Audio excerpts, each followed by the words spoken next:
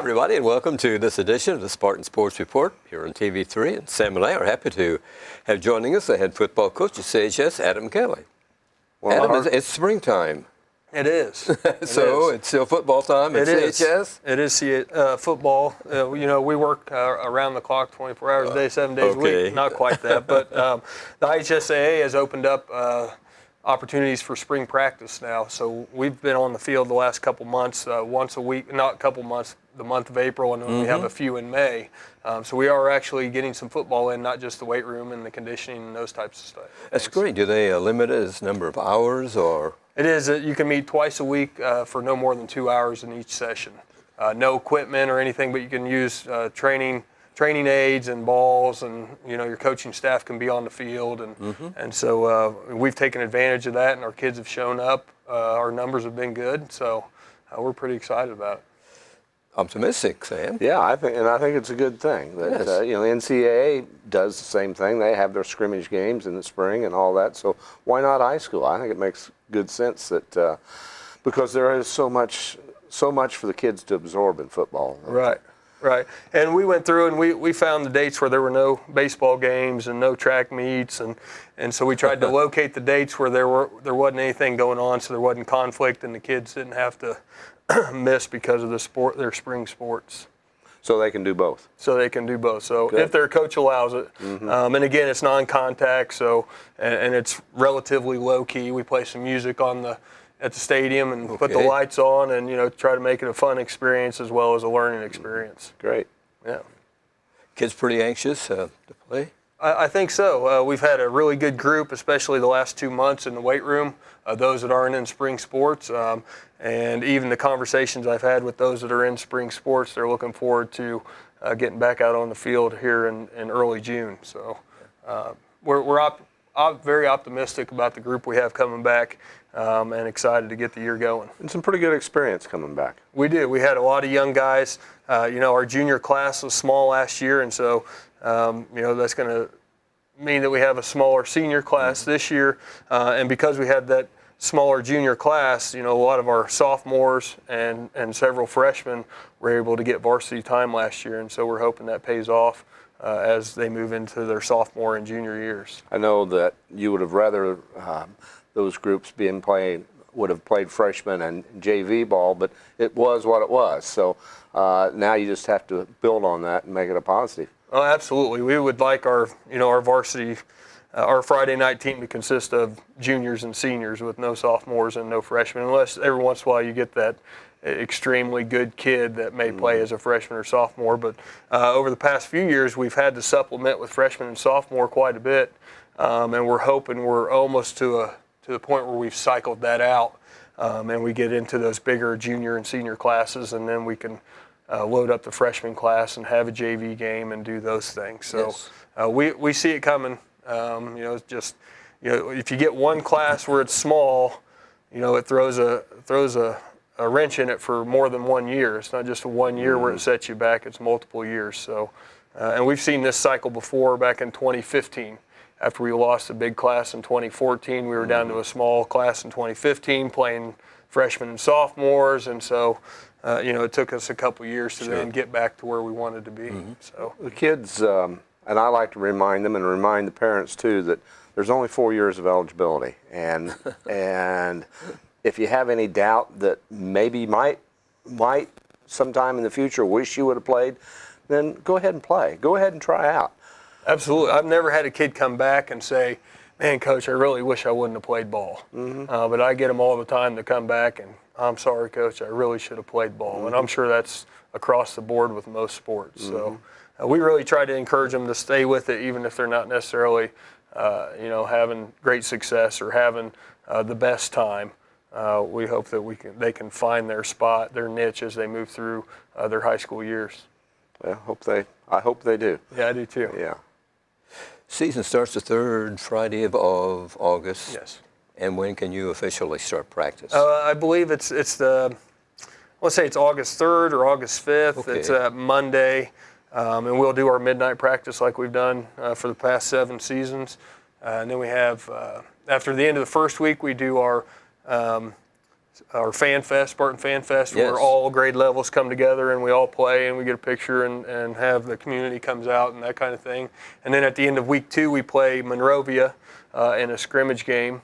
And then at the end of that third week, that's when we lace them up and go see Richmond. Okay. During the summer, what can you do officially? Does the ICSA watch? Yeah, we can have 12 practices with equipment.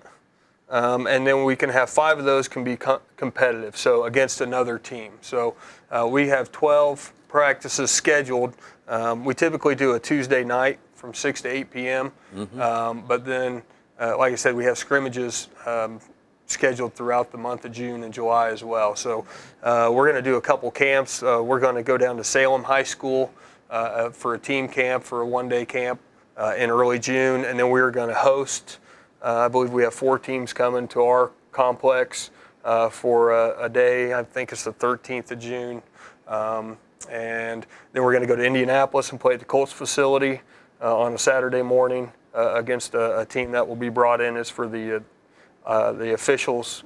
They do a clinic, and so we're essentially coming out so they can practice, but it gives us an opportunity to get on the field and play another opponent. So hopefully that's exciting for the kids. It is, and we've done that since my second year I've been here. So now they just pencil us in now. They don't even call and ask if we're coming. They say, "Yep, Connorsville's in," and it's 2 hours on the field, and it's again at the Colts complex, so that's cool, and we get a lot out of it, which is the most important part. Any of the Colts ever show up for that, or no? We haven't seen any. Okay. No. Well, maybe this year. But they take pictures in front of the Super Bowl banner, and it's kind of a neat experience for the kids to get out there and run around. Sure is, right? Yeah. Well, I know it's a busy summer for you, really. It is. Yes. And we try to keep it in perspective for the kids. The staff is working quite a bit, but we want the kids to enjoy their summer, enjoy their family, participate in the other sports that they're involved in. So during on any given day, our workout session, we offer one in the morning and one in the evening. And so if they can't make a morning session, they can come in the evening. If they can't make an evening session, they come in the morning. So we give them options and try to eliminate excuses. Are your assistant coaches able to help you? I know these are lay guys, and are they able to help you a lot, Adam? Coach Paxson, our defensive coordinator, he's also a teacher, so he's not a lay coach. Okay. But he's there at everything that we do. And then in usually the evening sessions, if I need some time off to go do whatever, any number of those guys will jump in and help. And then on all our competitive days and at our Tuesday night scrimmage or practices, our whole staff shows up. That's great. Yeah. You talked about some of these teams coming in. Are they teams you'll be playing during the season? No, actually, Okay. so the teams that are coming to visit us, Northeastern, Shenandoah, and Cambridge City, Lincoln. So Close by. Close by, a little smaller school. Okay. But Shenandoah is a very competitive team in 2A. And Coach Renforth, who I played for, and I consider a good friend and somebody that I talk to about football quite a bit. So it's nice to get with those guys. Sure. It's not super competitive because we don't play each other, and we're able to work on different things. And if a coach has a suggestion or a way he does things, our coaching staff is learning from them as well, and their staffs are learning from us. So it's a good day to collaborate. That's right. Northeastern's had some pretty good football up there as well. They have. And they have a new coach this year. Their coach, Coach Roeder, left sometime in the middle of last season, and they have I think his name is Coach Oler, who's been there for several years, so I believe they'll maintain what they've been doing. But you're right, they've had some competitive teams over the years. Your kids that aren't participating in other sports in the spring or I guess the spring, because there really is no summer.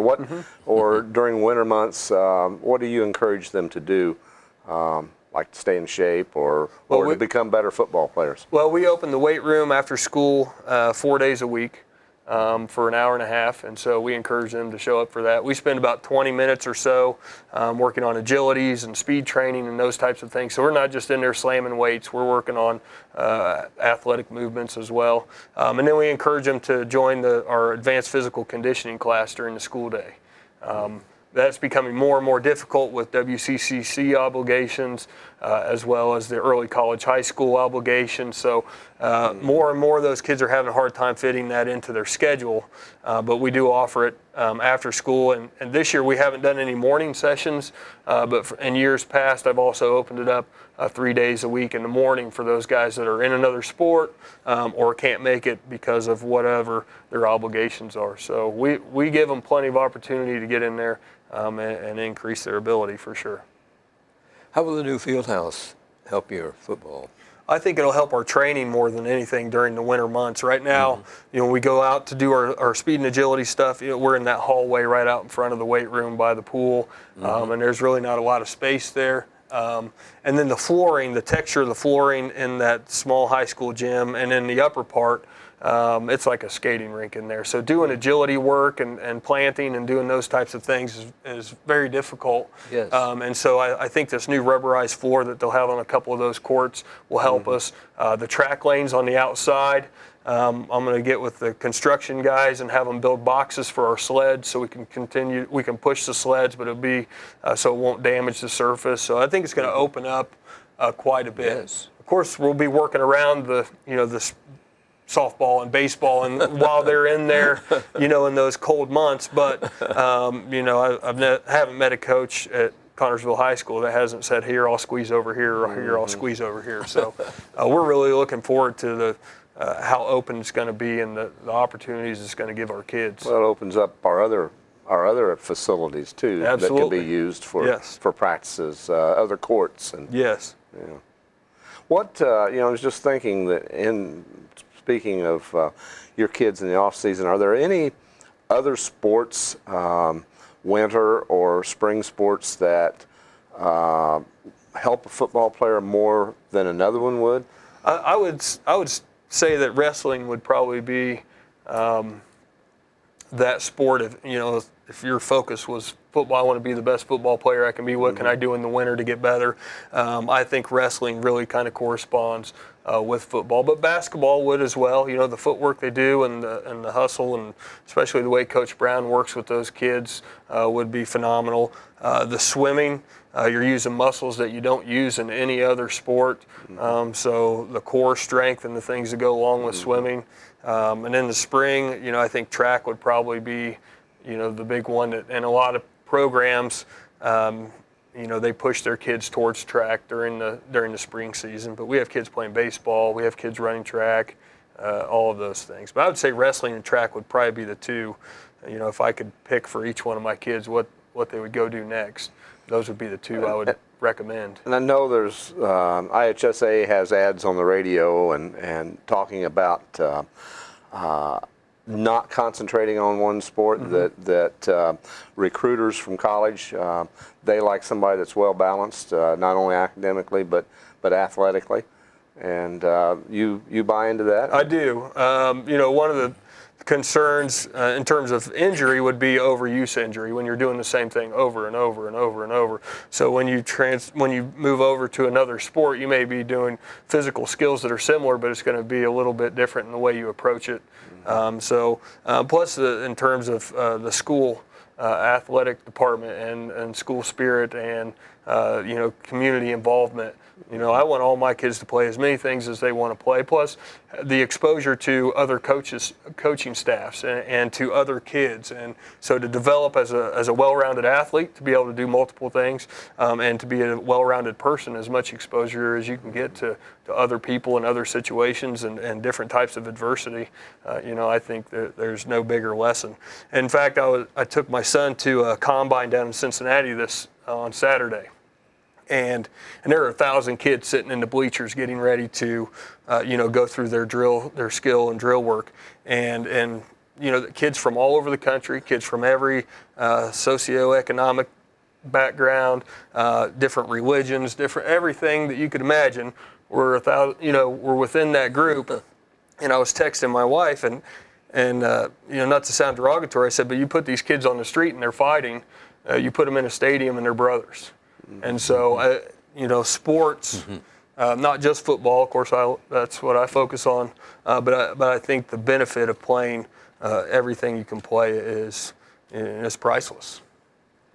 What makes a good football player? When you see a young man What are you looking for? I think drive, tenacity. Each position, I think, different psychological makeups do well in different areas on the field. So it's kind of hard to pinpoint one. But I think you don't have to have the most talent in the world if you're a grinder, I guess would be the best way to put it. So you can make yourself a good football player regardless of your talent level if you're willing to put in the work. And I'd say that's probably pretty safe bet in a lot of sports. You want a kid to have some football smarts between the ears. Right. They need to be able to listen and learn and pay attention. And we simplify it as much as we can, so we try to get rid of as much thinking as possible and just reacting. Mental toughness. Mental toughness, ability to deal with adversity. Yes. Because things aren't going to go well. We have a lot of kids that struggle with that. When something doesn't go right, they either want to walk away or quit or throw a fit, whatever the case may be. So those things are very important. It kind of teaches you to get up when you're knocked down. Right, absolutely. And our program, I don't want to say especially, but we've been through several seasons with a lot of adversity. And last year, one of the tip of the cap to that senior group is that each week they showed up and they played hard, regardless of the results from the week before. And so, we've seen a lot of good kids fight through adversity and do really well. Yeah, never saw your kids hang their head. No, they did a good job. And that's a testament to you. Well, and to them and to their parents and all of those things as well. You play 9 regular season games. You've got a home game, but not at home. You're going to go to Indianapolis and play at a certain spot. Yeah. On September the 6th. We get to go to Lucas Oil and play Greensburg. Right. So we're really excited about that. In fact, I think I've had a couple kids that are now showing up and probably going to play because of that opportunity, and they will take whatever it takes to get them on the field. But I'm pretty excited for the kids. Sure. It's going to be a great experience for them to Absolutely. get out there and play. And against Greensburg, who typically is a pretty when we play Greensburg, other than I think maybe 2 years out of the 6 or 7 years we've played them where it hasn't been a competitive game. So I think that's a great game for us to great get. Games, yeah. And we kick off that day. There'll be several teams from our conference that are playing that day, and we're the first ones out of the gate, which I think is good. It's noon. It's a noon game, so we'll get up, we'll get some food in us, and drive up. We get to warm up, the full warm up. Everybody else gets kind of a condensed version of it. And we get to play in the middle of the day on a Saturday, and so that's pretty exciting. You don't have to sit there in anticipation. You're first out of the gate, so that's a good thing. That's a great thing. I can't imagine playing at 8 o'clock.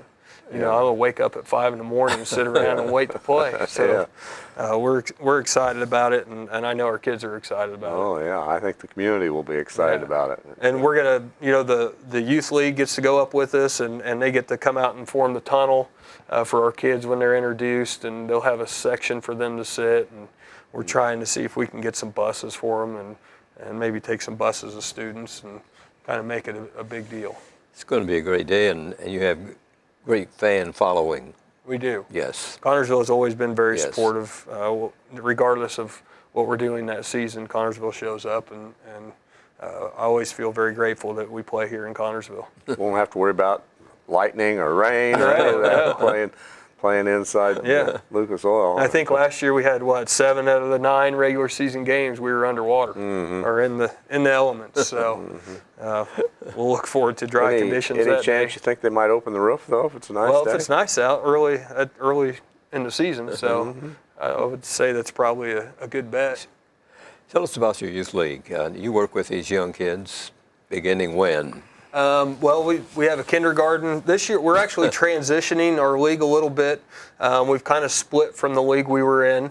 Ourselves, Greensburg, Batesville, North Decatur, and there's one other school, and Rushville.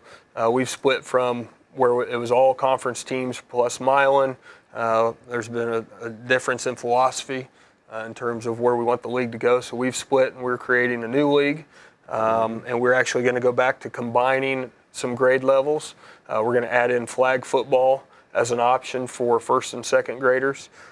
Second grade will be an instructional tackle league with multiple coaches on the field, and we're not going to keep the score. We're going to shorten the field down, which is what we used to do for the first grade level. And now first grade will be, in kindergarten, will be flag ball. And if parents want their kid to play up and play tackle, we've had a few already ask, we're considering that. But then our third and fourth grade teams will combine, our fifth and sixth will combine, and then we will split those evenly as we can talent-wise among those grade levels. We'll see how it goes. The last 5 years we've been in a one grade only team per grade, and so we're condensing this down. I'm excited about the philosophy of these other coaching staffs. Myself and the head coaches of those programs have gotten together over the past 2 months and put together a guidebook, I guess you could say, and we're going to exchange these are the formations that we run, these are the defenses that we run. We'll share those at the beginning of the week, so our kids are preparing for a specific set of plays instead of just showing up and, okay, they do this. And, so I think instructional and understanding the game of football, I think it'll be much better. We will be much better served than what we've been the last few years. So, and of course, we'll see how this goes, and then we'll adjust based on, what feedback we get from that. Use Spartan Stadium for this? We use Grandview for our elementary games, yeah. All right. We try to keep them off the varsity field as much as we can. It already gets tons of wear and tear with the freshman varsity JV, and then middle school is on there as well. So Still a pretty good field up there at Grandview, right? Oh, it's in great shape. Yeah, When I was in high school, that was Spartan field. Yeah, yeah. It's a great facility. We really appreciate the school board or the school corporation allowing us to use it free of charge. We have no problems with it whatsoever. What happens after these kids begin to grow up? I mean, do they continue in a program or? Well, that's the hope. Right now, the group that were freshmen this year, they were third graders the year that I got here, and so that was the lowest level of football we played in Connersville when I got here.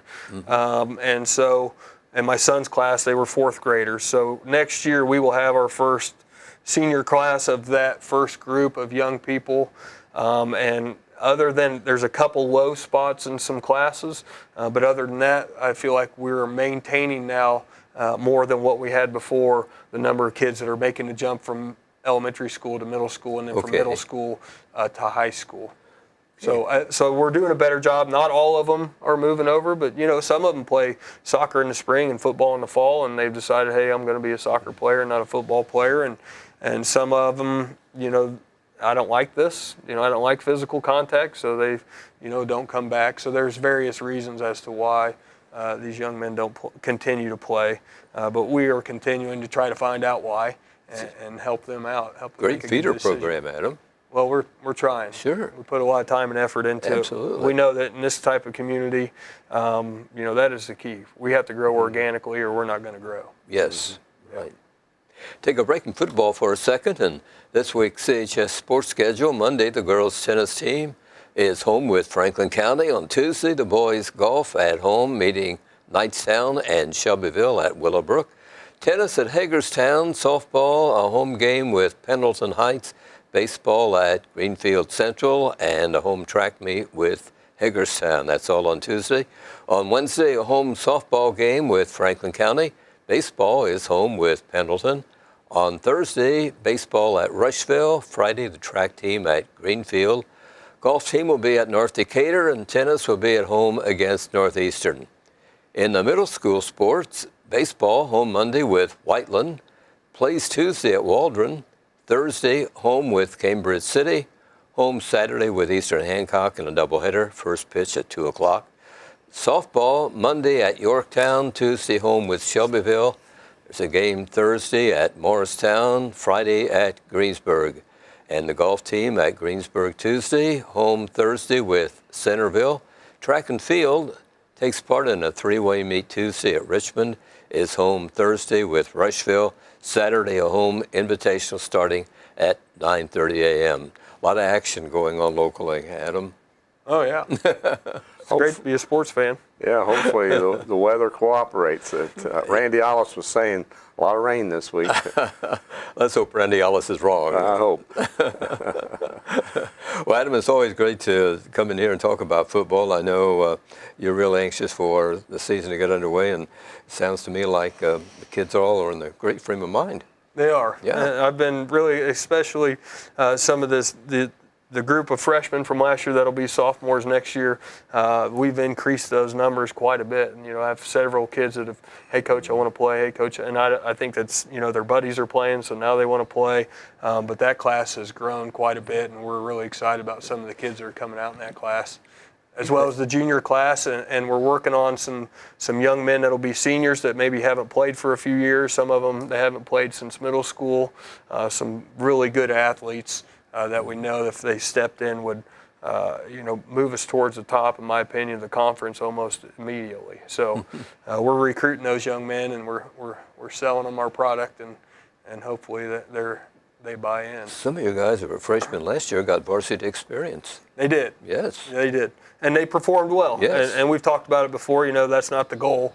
Obviously, we'd rather than be playing freshmen. But a year later, we'll take the experience that they've had, and now as they step into a more of a leadership role, even as junior or even as sophomores and juniors. And physically, it can be a big difference from freshman year to sophomore year themselves. Oh, absolutely. They grow and get stronger as they mature. Absolutely. And the jump from sophomore to junior, and, at that age, it's hard to say, but they're definitely progressing each year in terms of size and speed and strength. And I remember sitting on the sideline as a freshman, and my oldest brother was a senior, watching those guys play, and you couldn't have dragged me out there with a forklift. I would have said, no, thank you. I mean, they were big and strong and fast, and they were hurting each other. But as a sophomore, wasn't quite as big a deal. And when you were a freshman in high school, didn't the Spartans play in Indianapolis at the Hoosier Dome? We did, yes. That's what I was thinking. Yep. Yes. Mm-hmm. And in fact, your son, they had to borrow your son's jersey. Kyle did, and so. Of course, we didn't play, so we're sitting on the sideline, and they kept calling Ben's number because a senior had borrowed his jersey, and we were all excited on the sideline because Ben was getting his name called on the PA. Yeah. It was fun. How do you choose a leader, or how does a leader develop? I know you want a kid to be the leader in the locker room and on the field. Well, we look first in terms of leadership, guys that lead by example. I think that's the most important thing, and I think kids seek out that type of leader. I talk to the kids about leadership qualities and things that you should probably display, and how to, don't talk at the kid, don't necessarily correct them, encourage, and then let coaches be coaches and let coaches correct, and those types of things. But I think kids are naturally drawn to those guys that have those leadership qualities kind of already instinctually. But first and foremost, I'm looking for guys that lead by example. They don't have to be loud. They don't have to be, the best player, but they show up, they do their job, they're positive, and they help create a positive environment.